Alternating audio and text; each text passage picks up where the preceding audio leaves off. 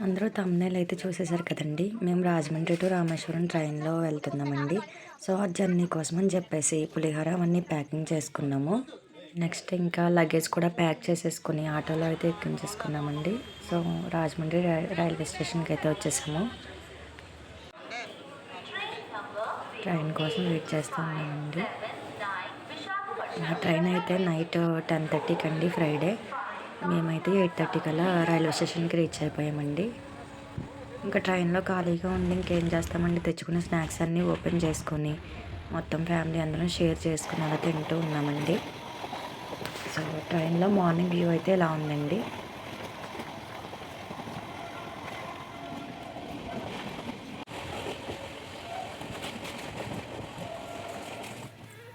రామేశ్వరం టెంపుల్‌కి అయితే రీచ్ అయిపోయామండి. మేము ఇక్కడ ట్రైన్ దిగేటప్పటికి సాటర్డే నైట్ 10:30 అయిపోయిందండి.